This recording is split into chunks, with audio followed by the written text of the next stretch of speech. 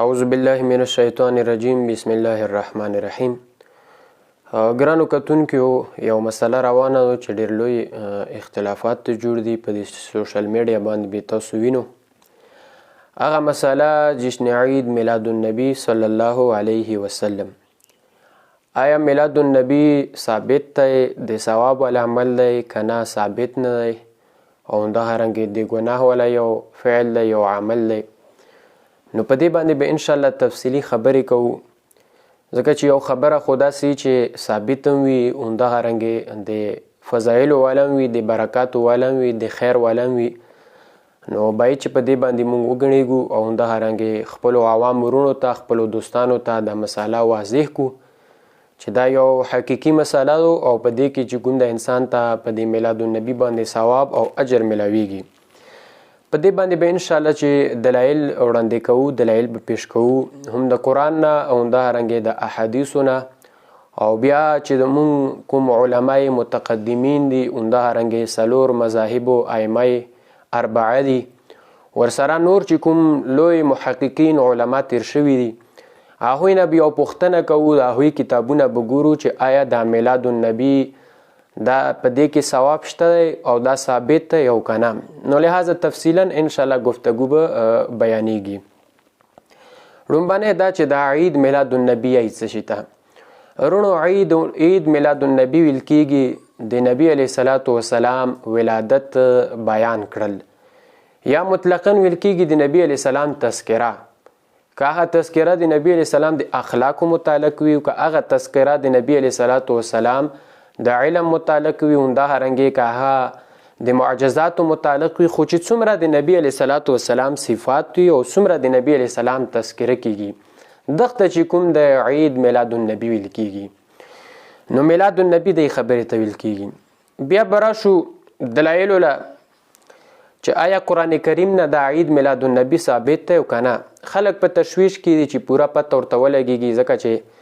بعضې خلک راوچت شوي دي په دغه عید میلاد النبی باندې اعتراضات کوي، قسمه قسم نسبتونه ورته کوي. خو اوس په ګورو چې د قرآن او حدیث څه یې همدا هرنګې علمای متقدمین او چې کوم لوی علما تېر شوي محققین د هغوی رایه به مونږ ګورو. لومبنی قرآن کریم آیات مبارک دی، دا ما سره په لاس دی قرآن کریم قرآن مجید دی، سورة یونس آیات نمبر 57. الله تبارک و تعالی قرآن کریم کې فرمایي قل بفضل الله وبرحمته فبذلك فليفرحوا. ورته وفرمایه محبوب علیه السلام بفضل الله په فضل د الله تعالی و برحمته او په رحمت د الله تعالی باندې، فبذلك بس په دې باندې فليفرحوا په کار دی چې دوی خوشحالي منو کی، هو خیر مما یجمعون او دا بهتره او د هغه څه نه چې دوی جمع کوي. اوس قرآن کریم کې الله تعالی په سوره یونس کې دا فرمان علی شان او فرمایلو او دا قرآن کریم آیات ته چې تاسو په فضل د الله تعالی او په رحمت د الله تعالی خوشحالي وکړو. اوس پر راشو چې د فضل نه مراد څوک دي او د رحمت نه مراد څوک دي. اول خورونو چې دلیل پیش کیږي باید چې دلیل پیش شي د قرآن کریم آیات په وي چې یو شی حرام ثابتوي اونده غرنګې د حرمت نسبت ورته کوي، نو قرآن کریم دلیل قطعی د قرآن کریم آیات پر راوړي. په هغه باندې بیا به چې کوم دی د قرآن کریم آیات تفاسیر لدرومې چې تفاسیر څه یي، نو به ګورو چې د فضل نه مراد څه شی دی او د رحمت نه مراد څه شی دی. دا ما سره تقریبا چې تفسیر روح المانی دی. تفسیر روح المانی د دغه آیات نه لاندې په تفسیر کې ډیر اقوال چې کوم دی فرمایلی دي، اقوال را نقل کړي، خو په دغه اقوالو کې یو قول دا دی چې دا قول د ابن عباس رضی الله عنهما دی. دی فرمایي چې ان الفضل العلم، د فضل نه مراد چې کوم دی د علم دی، والرحمه محمد صلی الله علیه وسلم، د رحمت نه مراد چې کوم دی دا نبی کریم علیه السلام دی. بیا دی چې کوم دی دا خبره کوي چې دا خبره ابن عساکر چې کوم دی دا هم فرمایلی دو، یعنی چې الفضل بالنبی علیه السلام، په فضل نه مراد چې کوم دی د فضل په قرآن کریم کې د فضل راغلی دی نه مراد چې کوم دی نبی علیه السلام مبارک دی. او بیا فرمایي چې والرحمت او د رحمت نه مراد بعلی کرم الله تعالی وجهه، چې د دې رحمت نه مراد حضرت علی رضی الله عنه دی.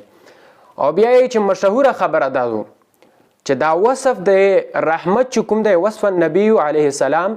بالرحمه دا نبی علیه السلام چې کوم وصف دی په رحمت سره نو دا د رحمت نه مراد چې کوم دی دا نبی علیه السلام دی څله ځکه کما يرشد الیه قوله تعالی لکه څرنګه دغه قول دی الله تعالی ته چې کله موږ رجوع کوو الله تعالی قرآن کریم کې فرمایي وما ارسلناک الا رحمتا للعالمین اے محبوبه ته موږ نه لګلې مگر رحمت موږ عالمینو لپاره لګلې لہذا په سوره انبیاء کې چې کوم دی په 108 نمبر آیات کې الله فرمایي چې پیغمبر علیه السلام موږ رحمت لګلې نو هغه ځای کې الله تر رحمت چې کوم دی وصف نبی علیه السلام ترنه مراد دی نو لہذا درته بم چې کوم دی د رحمت نه نبی علیه السلام مراد وي او دا ځنې خلک وایي چې دا تفسیر بالرأی دی یعنی ځان نه تفسیر دی دا تفسیر حلمانی دا تفسیر کړی دی دغه ما سره تفسیر حلمانی دی چې هغه سوره انبیاء کې چې کوم رحمت لفظ راغلی دا هینم نبی علیه السلام مراد دی او درته چې کوم دا رحمت لفظ راغلی دا دینم نبی علیه السلام مراد دی نو دا د قرآن کریم آیات ور سره چې کوم دی د تفسیر حلمانی په حواله سره میلاد چې کوم دی دا یعنی ثابت دی د نبی علیه السلام پر راتګ باندې خوشحالي چې کوم دی دا پکار دو همدا هرنګه دویم نمبر تفسیر دغه آیات مبارک نه لاندې ګورو چې دویم نمبر تفسیر څه تفسیر زاد المسیر دام یو